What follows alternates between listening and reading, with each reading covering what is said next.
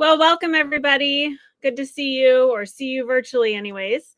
My name is Beth Walker, and I work for the CCO as the Executive Vice President of Mission Success. The CCO, Coalition for Christian Outreach, is a campus ministry that shares the gospel with college students, partners with the local church, and disciples students into a vision that everything belongs to God, including their work, their majors, and their vocations. And it's our hope that we equip students to bring kingdom flourishing into all the places that they go and the communities that they serve for the rest of their lives. In order to do that well, as a campus ministry, we are dedicated to understanding college students, what makes them tick, how we can best serve them, and how they need to be cared for.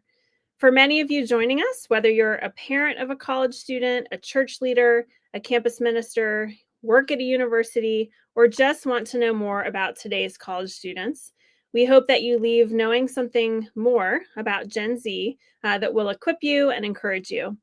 So during this lab, we'll seek to better understand the needs of Gen Zers, their mindsets and motivations, and how we can best come alongside them to help them flourish and thrive.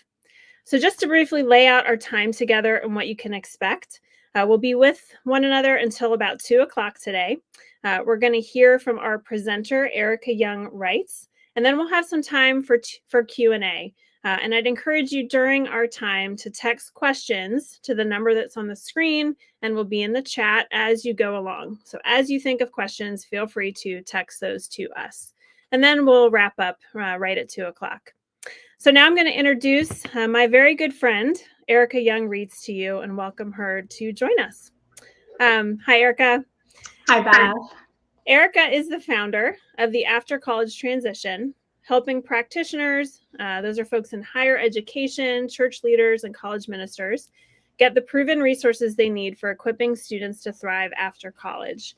Erica brings over 20 years of experience working with college students, including 14 years with the CCO, directing the Senior Exit Program. She has an MA in higher education from Geneva College, and her graduate research focus is on the senior year transition. And that fueled the first edition of her book, After College. Her writing on the senior year transition has appeared in numerous publications, including Christianity Today and Relevant Magazine. And in preparation for the release of the revised edition of her book, Erica has been immersing herself in the unique needs and superpowers of Gen Z and how we can best prepare them to flourish in transition. Erica works as a leadership development specialist for Bartell & Bartell, helping individuals and teams up-level their leadership and unleash their organizational potential. She lives in State College, Pennsylvania, with her husband, Craig, her 2 kids, Hannah and Aaron, and an energetic miniature schnauzer, Boaz. Thanks for joining us, Erica. I am really excited that you're here, and I'm going to turn it over to you, and I'll be back for Q&A later. Beth, thank you so much. I am delighted to be here. We're just going to have a lot of fun over this next hour, and I don't necessarily need a virtual hand raise on this, but I'm curious. Part of why you signed up today, my guess is that you work with Gen Z in some way, and that there have been moments along the way where you have felt a little confused, maybe a little confounded, or maybe you're just simply curious about some of their superpowers and needs and how you can unleash the best in them. So you are in the right place and you are not alone. I'm really excited about today, and I thank you for taking time out of a very full life and schedule to be here with us in this hour. That says a lot about you and your care for Gen Z.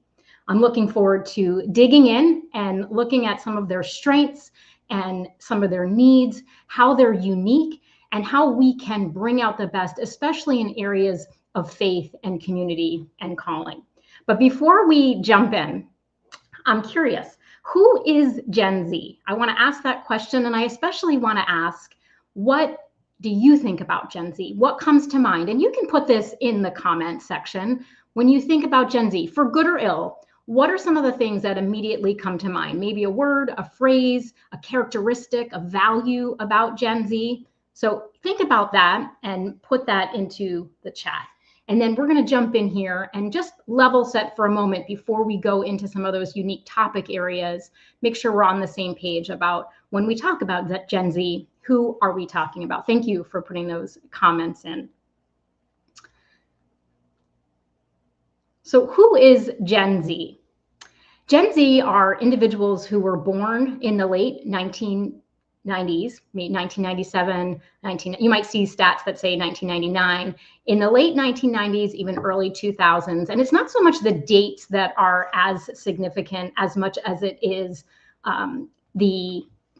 the defining moments of that generation. What are the things that define them? And so you may see when you're looking, different individuals talk about different dates, but really what makes Gen Z who they are, and any generation, are the defining moments of that generation. For example, we were looking today about how Gen Z are different from millennials, the generation that came before them. And I appreciate authors Jason Dorsey and his wife, Denise Villa, who talk about Gen Z is not millennial 2.0. They are unique. They have unique characteristics. Think about the defining moment for many millennials was the 9/11 attack. And they probably, for most of them, except for those who are on the late end of the millennial generation, most of them, that is what they remember. They'll never forget where they were when the 9/11 attack occurred. Remember when I first started teaching at Penn State University, a colleague of mine, we were thinking about our students, this was 2019, and she said, do you realize that the students that we're going to work with here, they were just babes in arms in when the attack happened in 2001. And you might remember this image from People magazine. This was February 2002.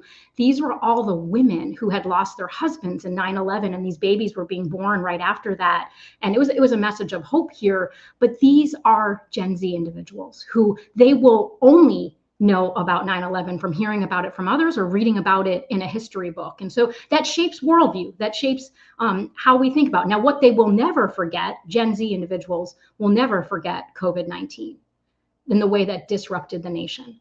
They probably had virtual birthday parties or drive-by birthday parties. Many of them who lost the opportunity to graduate in person from high school or from college. And these are defining moments for Gen Z. The ways that the pandemic disrupted their life, the confusion, the fear that brought. Think about some of the other defining moments, and I'll invite you to put some of those in the comment section. What defines this generation? I think about some of these things. The introduction of the iPhone. They haven't known a world where that wasn't available to them as they were growing up. They truly are digital natives, growing up with this technology and social media. They watched the first Black president get elected and the first Black vice president. These are individuals who have grown up more in a bust than a boom, as one writer puts it. The Great Recession and the economic downturn of 2007, 2008 shapes their worldview, shapes the reasons why they crave stability and financial security. The Me Too movement, the legalization of same-sex marriage, the climate crisis. One of the most memorable papers I remember reading in the fall of 2019 was a young woman who did a rhetorical analysis on Greta Thunberg's speech to the UN. School shootings, the death of Breonna Taylor and George Floyd, and the racial reckoning that followed. These are significant defining moments of this generation. And you can imagine, and thanks for putting other comments in there, what else comes to mind as you think about, what's defined them? You can probably see how some of these defining moments have shaped the superpowers and the struggles of this generation. In fact, when I was teaching at Penn State, I asked my students, what do you think are some of your greatest strengths, and what do you think some of your greatest flaws might be? And so this is based on talking about 48 students who were broken into groups of 4 to just brainstorm off the cuff. What are some of the things that they think are their superpowers and their struggles? So they said, we're really tech savvy. We know how to use technology and we're using it to have meaningful experiences. We're open-minded, we're accepting, we're inclusive, and this makes us just more well-rounded, flexible, welcoming. We're extremely creative and innovative and imaginative. We have the ambition to succeed. We're motivated to get it done. We're socially aware and we're willing to advocate. We speak out for things to be recognized and dealt with. Now, I will mention that the same group that said we're motivated also listed laziness as a flaw. And I'm not going to get into this a ton, but I do think there's many aspects of Gen Z that is a generation in paradox. On one hand, they're this, on the other hand, they're that. And I love that these students are self-aware enough to name some of those paradoxes. Here's what they said about their flaws. On one hand, they're extremely tech savvy. On the other hand, they're very tech dependent. They want instant gratification and immediate success. They're obsessed with social media, which has led, as they've observed, to some less meaningful interactions and less personal connection. It also maybe creates groupthink and polarization. They've acknowledged that in places we lack some of those key EQ qualities, those interpersonal communication skills. We can be a little too informal. And then check out this last point. Viewed as being too easily offended and sensitive. And what I find fascinating in that point, and I'm transcribing this exactly as they wrote it, viewed as being too easily offended and sensitive. And so it wasn't just them saying, this is a flaw of my generation. This is how I think I'm being perceived. And one thing that we know about generations, here is what's not uncommon. Generations, the one that's rising up, often feels very misunderstood by the generations that have come before them. Likewise, those who have come before them also feel frustrated at times by the upcoming generation. You've probably heard stats like 3 out of 4 managers say, I can't work with Gen Z. Or maybe you've seen this stat, 79% of Gen Z doesn't feel understood. This comes out of the research of Jason Dorsey and Denise Villa. And here's an interesting little quote from a student, Kate, age 16, a Gen Zer, who says, I think a lot of people in the older generations call people my age weak and say that if we don't get a participation trophy, we will break out in tears. I don't think that's true. My dad especially makes fun of participation trophies and things like that, but I think your generation is the one who gave them to us. And here's what I find fascinating. One, a Gen Z individual who's crying out and saying, I don't feel understood. And two, in that is an older generation, if we're willing to admit it, we are implicit in the way this next generation has unfolded. And leaders who get it, who meet Gen Z where they are leaders who see themselves as implicated in some of the ways that this generation is rising up. So this should cause us to ask, what do we really believe about Gen Z? What perspectives and paradigms do we carry with us as we interact with this next generation? As Beth mentioned, I work for a leadership development company, Bartel & Bartel, and we have leaders who come in from all over the nation and we train them in leadership development. And one thing we really focus on is paradigm. We say leaders have paradigm agility. And part of why we focus on paradigm, and we literally do mean paradigm, that lens, that mental model through which we filter our perceptions and the things that happen to us, the way we make meaning. Because our lenses, the way that we view this generation, will shape how we act towards them. We also say that people become who we tell them they are. And so what are we saying about Gen Z? What are they picking up even from our nonverbals about who we believe they are? So this is really a one-point webinar. And my key point is our perspectives and paradigms shape our actions and attitudes. We need a positive paradigm for Gen Z. And my guess is many of you on this webinar, you joined in because you do have a positive paradigm about Gen Z. There may be moments where you're confused or confounded, but you're here because you do care and you have a positive paradigm. But for all of us, if we're honest, sometimes that generational snobbery can sneak in and we put on the wrong lens. And so that's part of why we're here, is to make sure that we keep the right lens. As we think about this backdrop and the things that have shaped Gen Z, I remember talking with Al Sheed, my editor at IVP, as I was revising the After College book, and he used a really beautiful metaphor. We were talking about the differences between millennials and Gen Z. Millennials, kind of, hey, I'm ready to get out there and change the world, where Gen Z a little more trauma-stricken and overwhelmed. If Gen Z or if millennials were more entitled, Gen Z is more anxious. And so Al said to me, Eric, it's kind of like that moment in 1 Samuel 17 when David tries on Saul's armor. Saul hands David the armor and David says, this doesn't fit. This doesn't feel comfortable. And so if we're not careful, we may try, like Saul, to put on clothing or armor on this next generation that's just not a fit. We need new tools. We need different ways of being relevant to reach this next generation. So given this backdrop, how do we make sure that we are unleashing Gen Z, especially in areas of faith and community and calling? And why those 3 areas? Those are 3 big areas that I was really thinking through as I was revising after college. The book is organized across those 3 sections. And so I was trying to really think about what's different about this generation than the generation I was appealing to when I wrote the book and published it in 2016.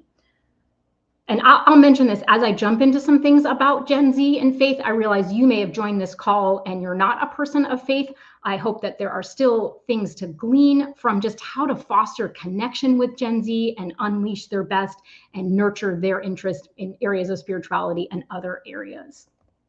So Gen Z and faith, and I don't need to go over every single stat here, but you're probably not surprised that this generation is less religiously affiliated than the generation before, and we've watched that trend over time. We've often talked about it in terms of them leaving the church or leaving organized religion, which we are seeing.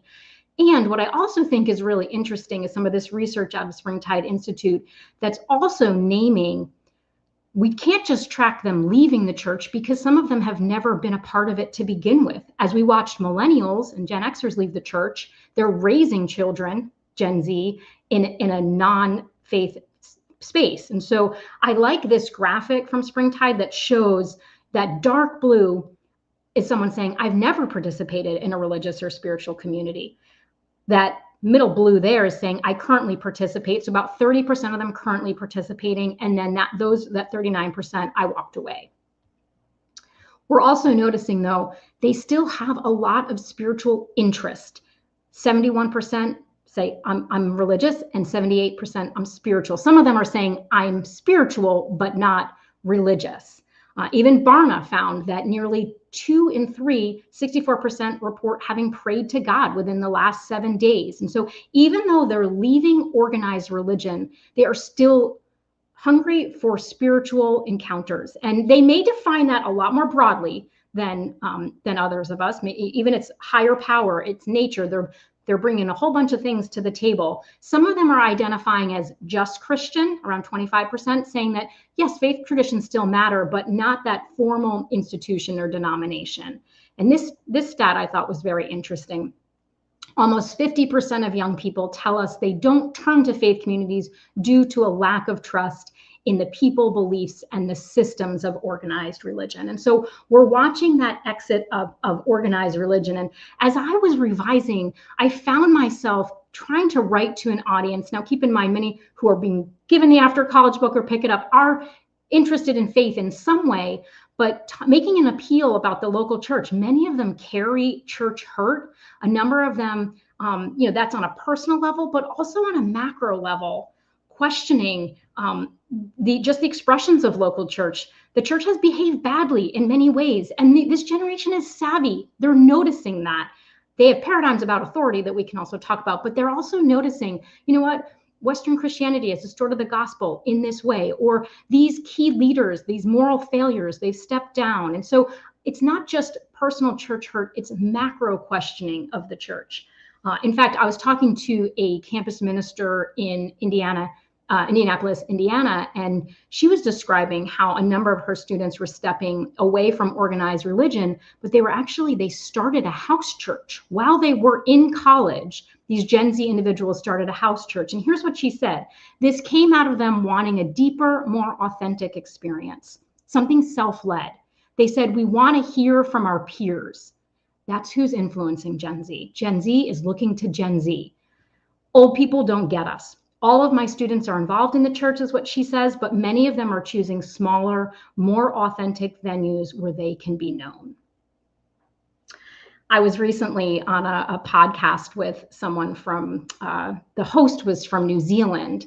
And in the After College book, I list some things that, students can be thinking about when looking for a local church. For example, is Jesus the main event? Is this church preaching the word of God? And the host on the podcast said, Erica, I don't know that this church even exists when you think about this checklist you have here. And, he may be right, but there was also a key insight there. And if we want to prepare Gen Z to thrive in transition, one thing we can really be thinking about, some of them move away or move for the job and they don't realize this is actually going to be really hard to find a local church in this community. And so we would encourage, flip the script, invite them to move for a church or for a community rather than making that move for the job and hoping it's just all going to work out.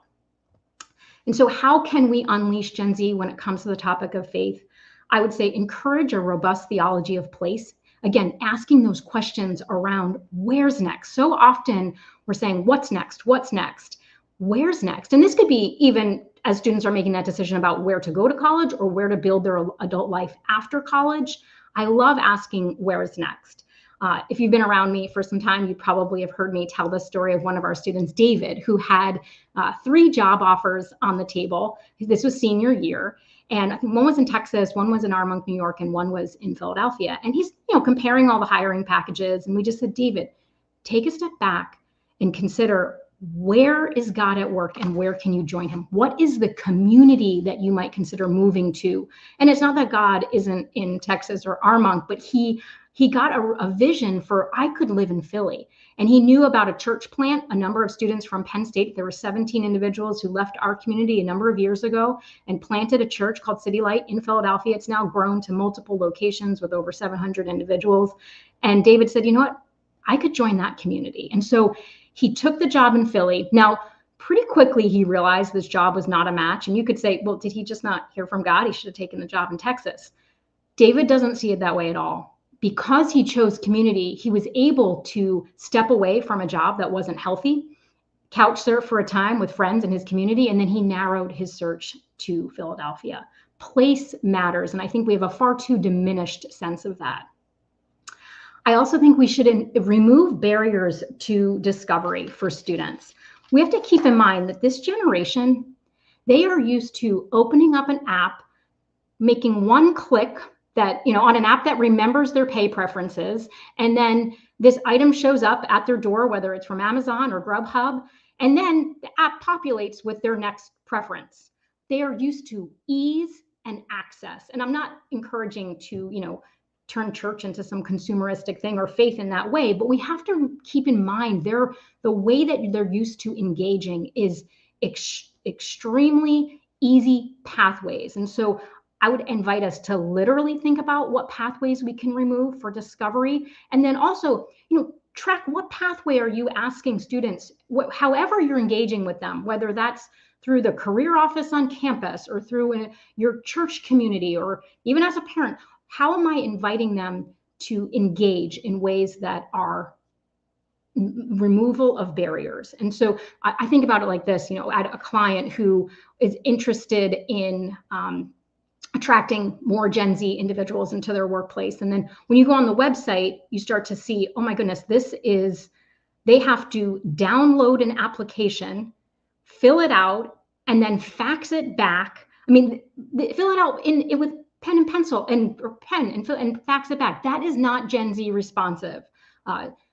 Jason Dorsey and Denise Villa talk about, we can't just be mobile friendly. We need to be mobile first. This is part of removing those barriers.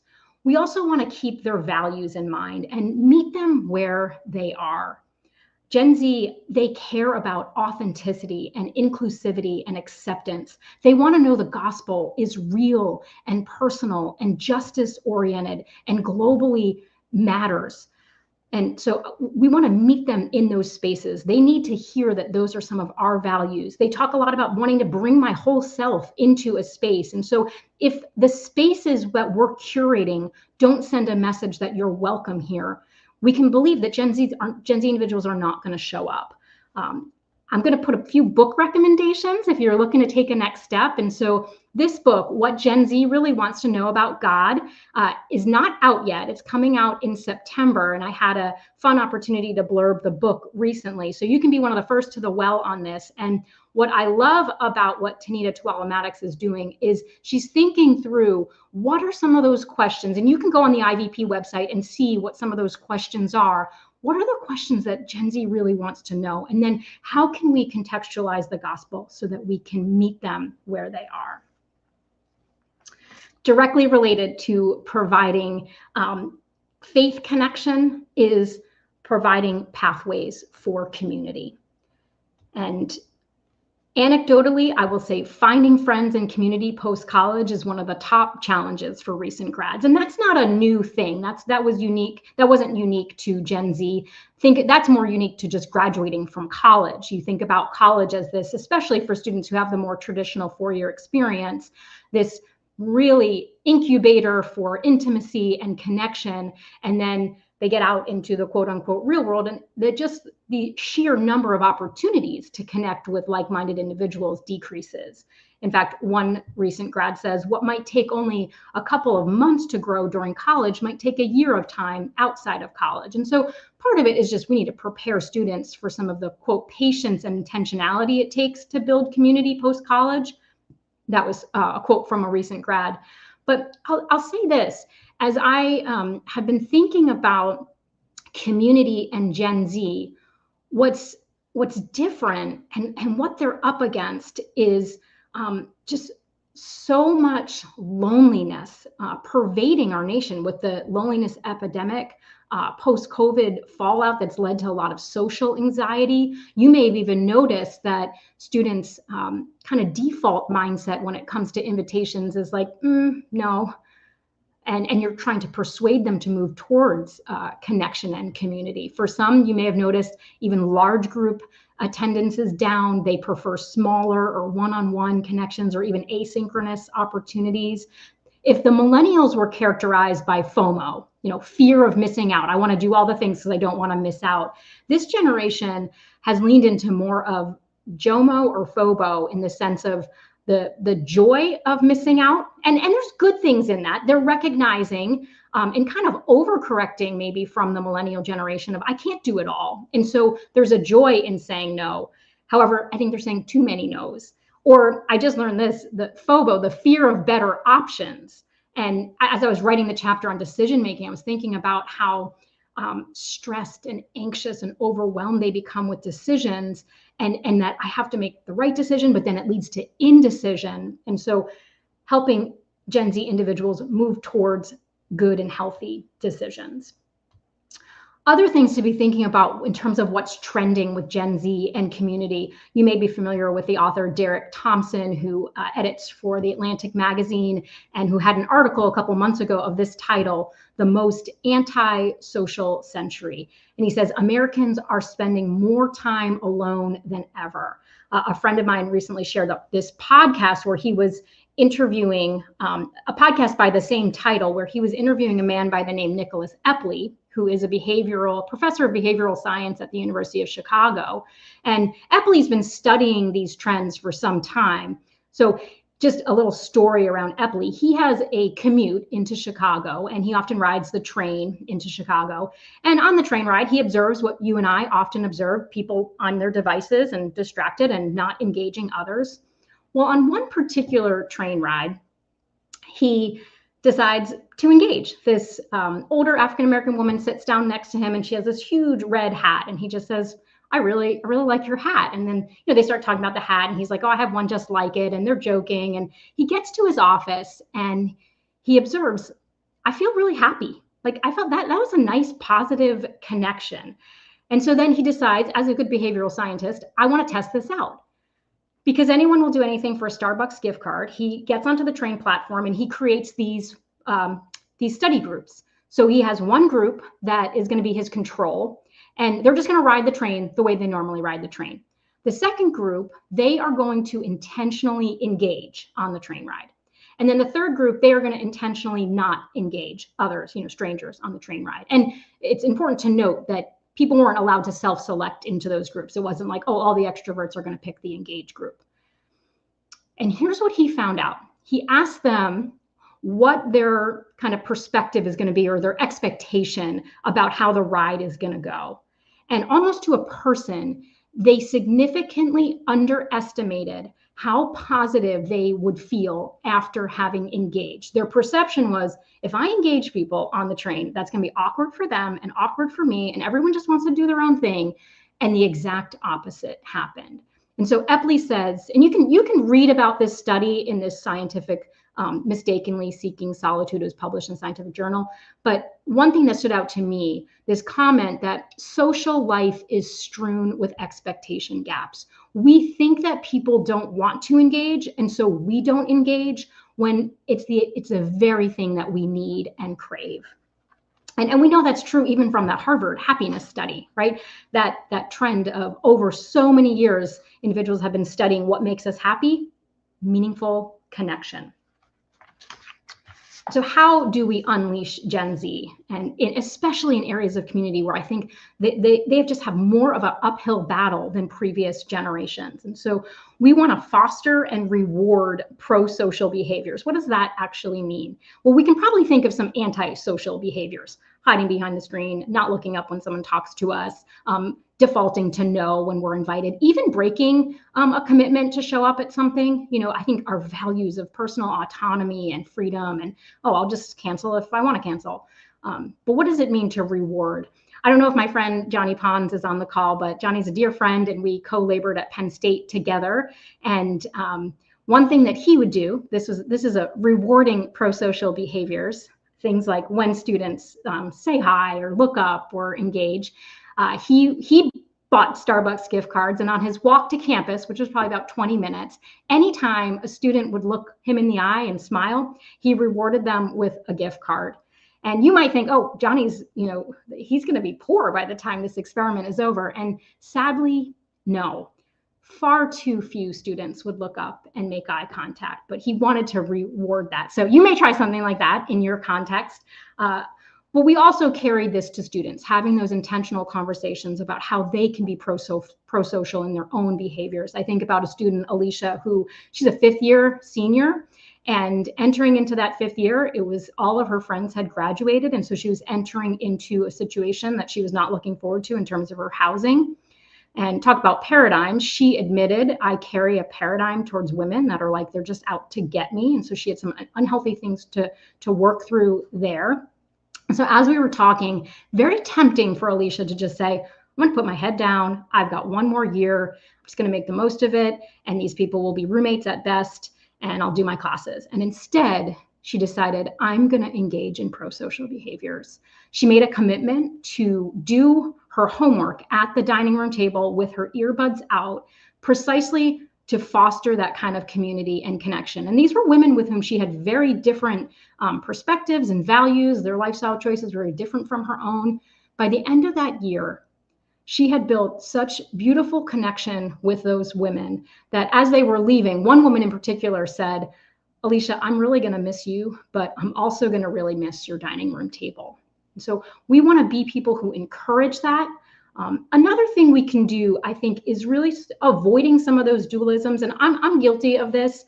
I watch Gen Z's online interaction, and I think, oh, it would be so much better if you would pursue more in-person interaction. You know what? They're self-critical of that too. Barna found out that over half Gen Z strongly agree that in-person relationships are more valuable than digital relationships. And they also, in that same study, critique some of their own behaviors, saying, I spend too much time online. But here's what I would encourage. Rather than berating them for the online, woo them and win them into embodied interaction. And don't pit both of these things against each other as this is so superior and this is so inferior, from the standpoint that Gen Z, for them, in contrast to millennials, and this was one writer pointed this out, millennials saw the internet as a tool, where for Gen Z, the internet really is a place. I mean, I've had students who were like, I met my roommates through the magic of social media. It is a place. I would just say it's a starting place. And so helping them to take risks. I borrow a story from the BBC in the After College book, where a young woman who was moving from Ireland to Toronto, extreme social anxiety about it. And her process was, you know what, I'm going to connect online. I'm going to use the magic of social media to find out what's available in Toronto. Where might I connect? And then from that, springboard into meaningful, in-person, authentic community, which we all need. I also think Gen Z can use some help. They self-admitted it, my students admitted it, with some just practical interpersonal communication skills. And so I will commend to you Heather Holloman's book, The 6 Conversations. Heather's a good friend. We taught at Penn State together. She did an excellent job in this book, just outlining these are some ways that you can engage in meaningful connection and conversation with others. And so if students are feeling a little behind, like, I don't know, I'm out of practice, I could use some leg up in terms of just how to have those conversations, I commend Heather's book. There's also a really fun section, you can find this on her website as well, 100 questions that you can use to just foster connection in whatever spaces. So if you convene a Bible study or you are a professor in the classroom, I used her 100 questions. I would just walk into class and say, pick a number from 1 to 100. And then they were always questions that fostered really great community. And I always made it an all play. Like, we all got to, including myself, answer our questions, our answers to the questions. As we think about giving students skills to build those interpersonal relationships, one place where that's really going to show up, where they really need it, is as they enter the workplace. So the last thing we'll talk about here is just Gen Z and calling.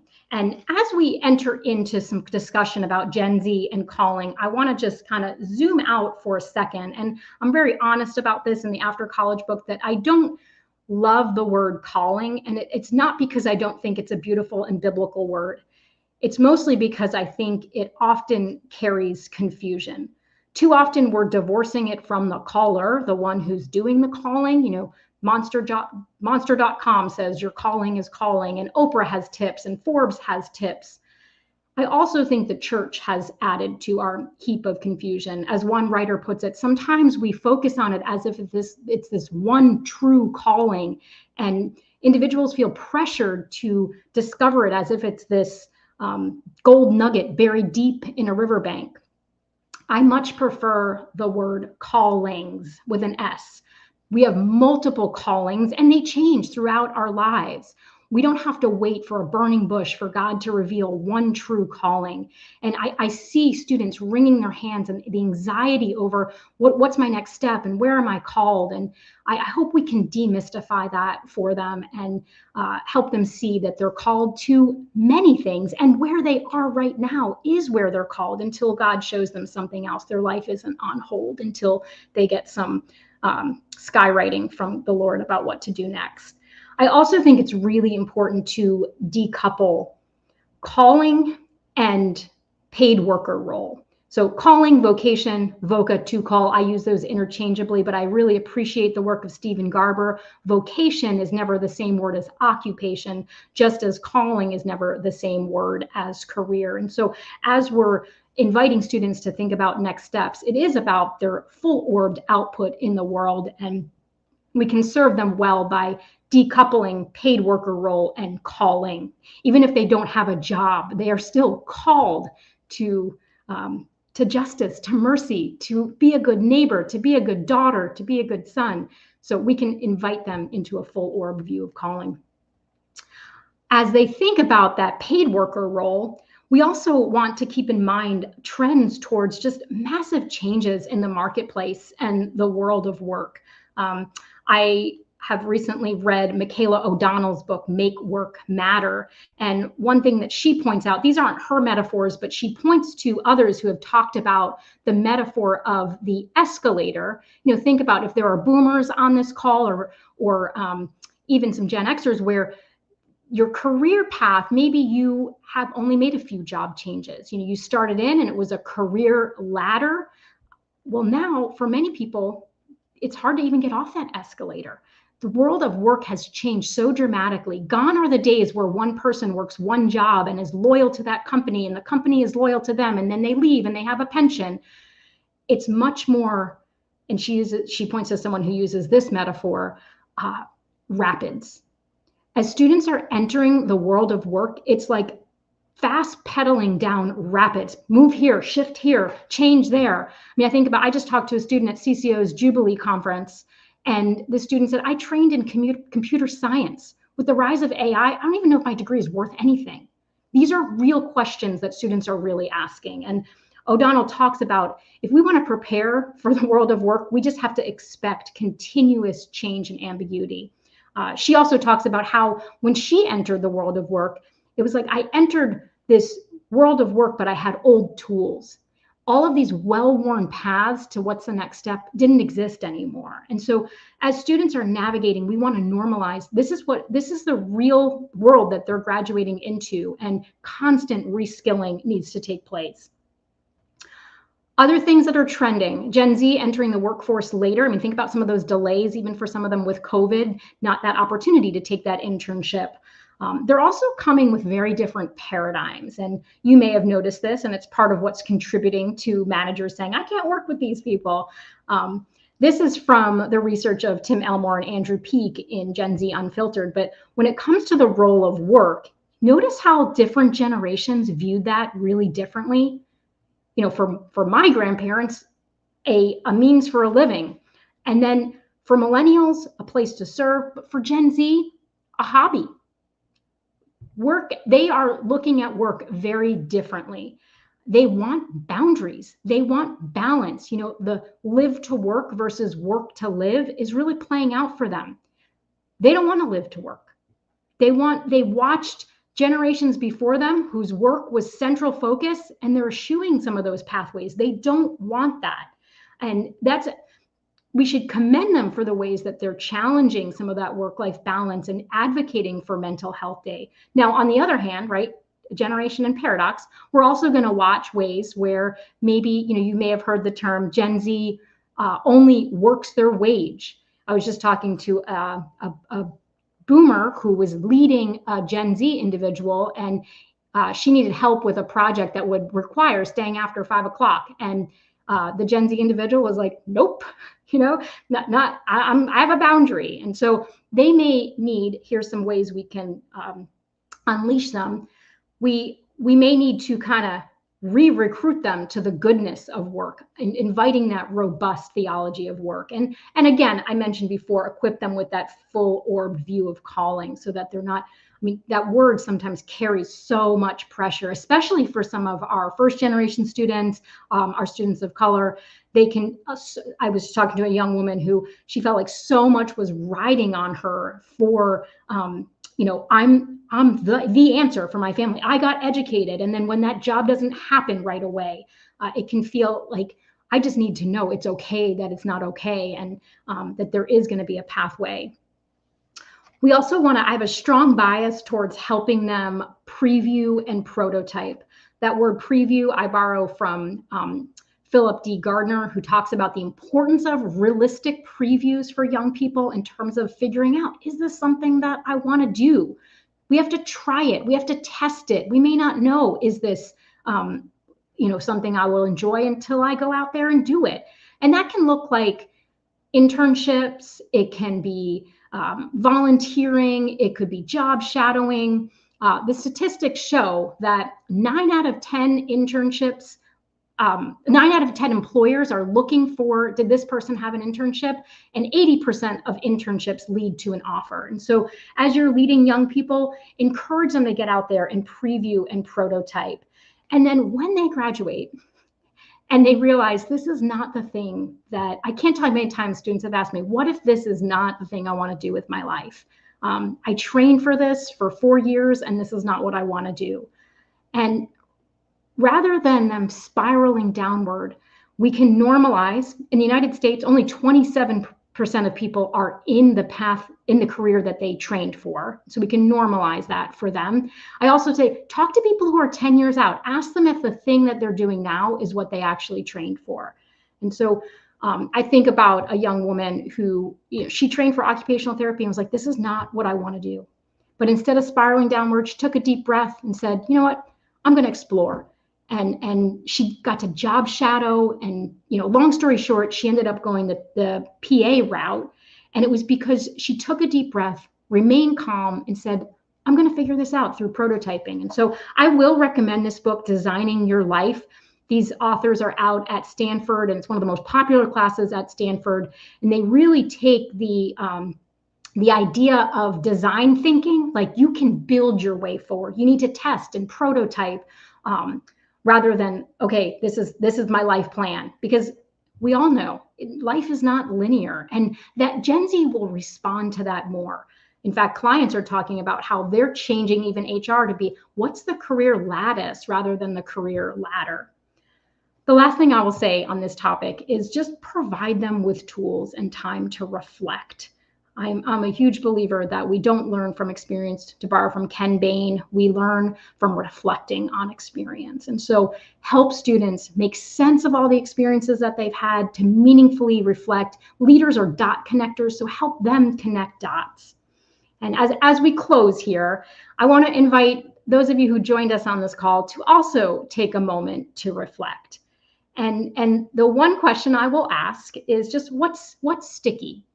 What's something that is kind of sticking with you about Gen Z? And maybe it is related to paradigm.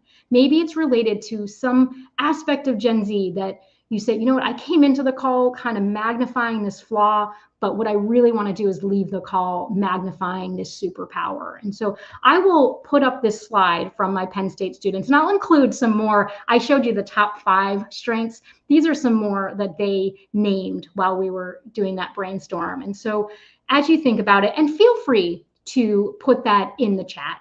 If there's something that's sticking with you that you're taking away, feel free to put that in the chat. What's sticking with you? And then I also invite you to put your questions in. We're gonna transition into Q&A here in a moment. And please continue the conversation. If you want to get the after college resource into the hands of students or connect in any way, please reach out. I would love to hear from you. I'd love to know what's sticking. And part of the joy of working with after college transition is hearing from others who are putting things in practice on the ground. So I'd love to hear what your experiences are. And we're going to transition now into some question and answer time. Thank you so much, Erica. That was awesome. I wrote down a bunch of notes for myself, especially those, the JOMO and FOBO. I had never heard those and I loved it. I was like, I lean a little too much into the joy of missing out, that's for sure. So lots of really great stuff. And I really appreciate what you've shared. Thanks, Beth. We got some great questions in the chat. So I'm going to start off with one of those. And someone said, currently Gen Z are teenagers to young people working in the marketplace, kind of in that span. How do you see this generation transforming the church moving forward? So fast forward 10 years to 2035. How is the church reshaped by this wonderful generation? Oh, I just want to commend whoever asked that question. I love the visionary aspect of that question. Visioning is such an important tool, and to just look into the future with the eyes of imagination of what could this be. I think about their bias towards authenticity and real. And I hope we see a church that's stripped down from some of its unnecessary conventions and built up with what is, you know, true engagement with the gospel and the kingdom. I envision students, I wrote about this a little bit in the chapter on diversity. I think this generation is a generation to take us back to a beautiful picture of Revelation here and now in the local church. Just get excited about that. Yeah. And yeah, I get excited about a generation that is, I think mostly just stripping out some of the unnecessary, and I don't mean tradition, because I think that there's a beauty to returning to some of the deep and meaningful and beautiful tradition, but without the trappings. Yeah, that's and without the strobe lights and smoke machines. And I mean, if you're using that in your context and it's working, keep going. But I think we sometimes, Jesus isn't the main event. And I'm excited for a generation that I think can take us back to that.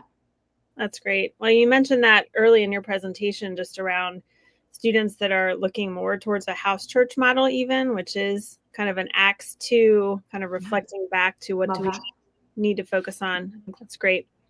I'm going to move on to another question. So we had someone state that our university is revamping our freshman year experience. What is or are the most important aspects to helping students feel belonging, transition, and find their place?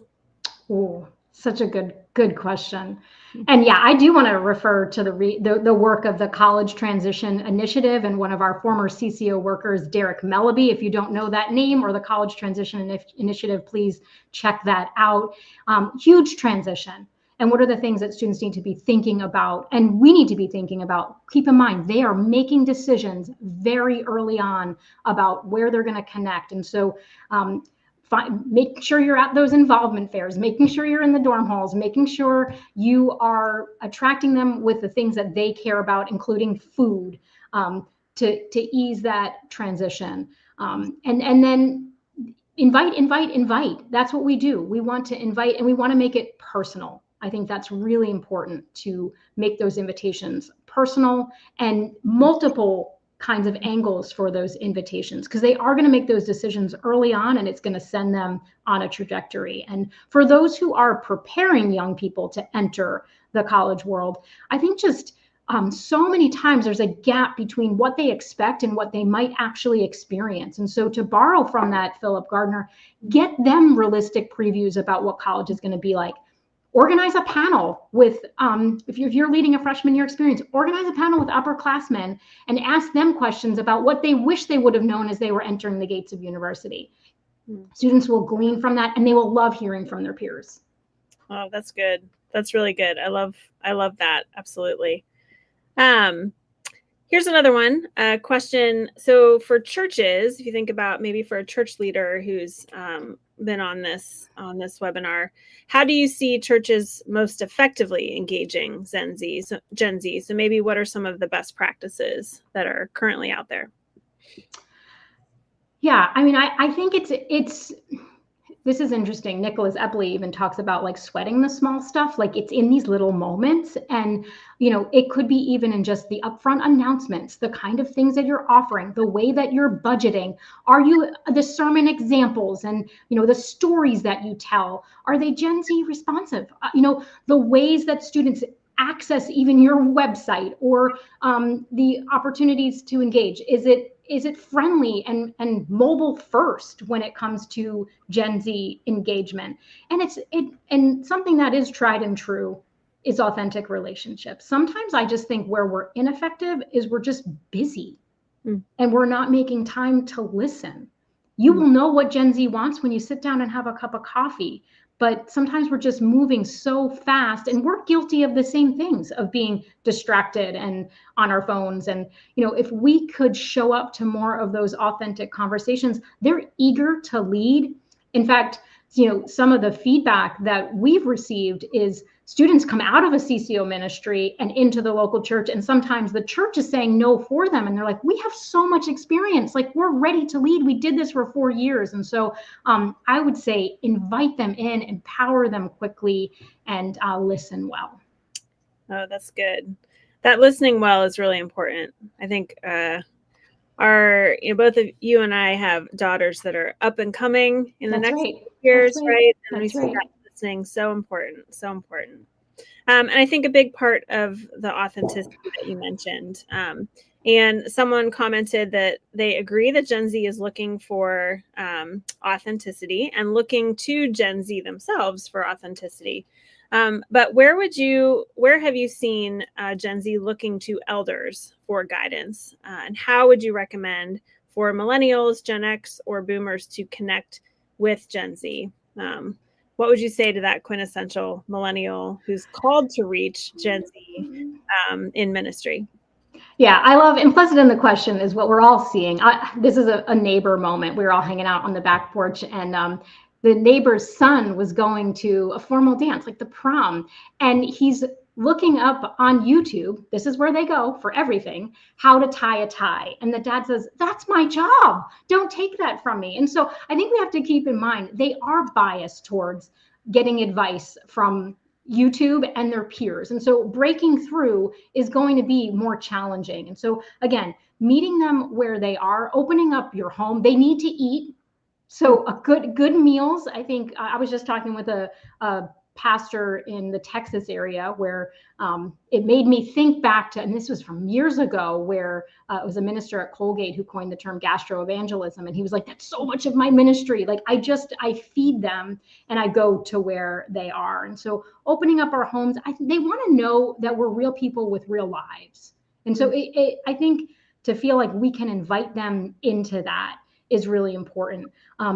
Gen Z makes the best babysitters, like invite them into your lives as you're doing real life, bring them alongside. Yeah. Oh, that's great.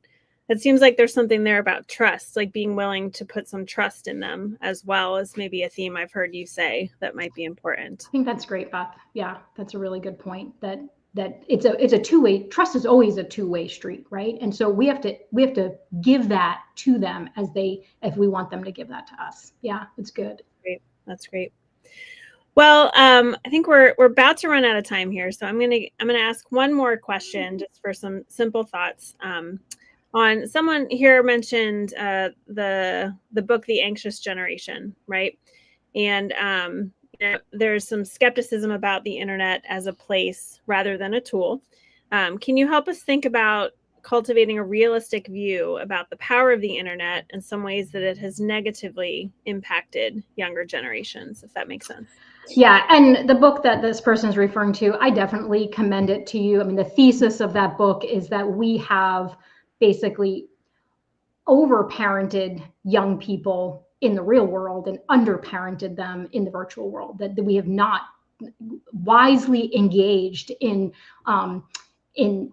what are the restrictions. And so it's such a good question. And Beth and I have had these conversations even about our young daughters. And I'm with Jonathan Haidt on many of those things in terms of like, when do you introduce social media? It's really more about social media and the impact of that. And as someone who taught in the classroom, some of these essays from young women who are working through, I had a project where they had to redefine a word.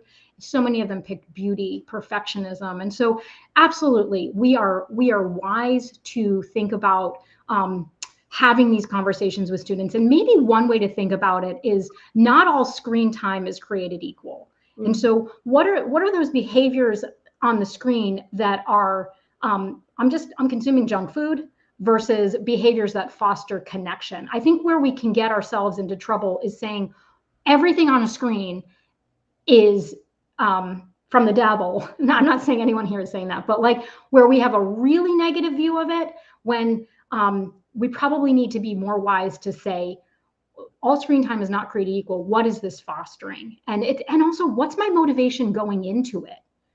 Testing ourselves of like, am I jumping on to just doom scroll, or am I jumping on to invite someone to an event? Like that's a very different motivation. Yeah, that's great. Well, thank you so much. I know that there's questions that we did not get to. I know, Erica, you'd put some information up on the screen, and I would imagine if a couple of folks sent you an email, if something wasn't answered, that you might not be opposed to that. So please connect through the website. I'd love to connect. Yeah. But just some next steps here. First, I just want to thank everyone for being with us today. This was super encouraging and also really informative. I know that I learned a lot, and I think everyone else did as well. If you have a heart for Gen Z and what it might look like for you to work with them is a question that I would ask, right? So consider working for the CCO if you're like, wow, I love what I hear. I'm really interested in working with this generation of college students. There's a link here, website that you can explore opportunities. And then maybe you're not in a place to work for the CCO, but maybe your church is, and your church is considering, how do we reach this generation of college students? Consider partnering with the CCO to reach Gen Z and college students on a campus near you. And there's a link here that you can explore those opportunities as well. So Erica, I just want to thank you for being with us. Thanks for bringing your expertise to this subject today and for all that you brought to our conversation. I really appreciate it. Well, Beth, thanks so much for having me. And for those who are still tuned in, I can't say enough positive things about the CCO. I love my tenure with the CCO. The CCO has shaped me into the person that I am today, and then my care for this generation. And I don't know of any other college ministry that's doing things the way the CCO is doing in terms of raising up young people who live out their faith in every area of their life as the CCO partners with the local church. So get connected to the CCO if you're not already. Well, thank you. Thank you, my friend. And thanks everyone for joining us. Have a great rest of your afternoon.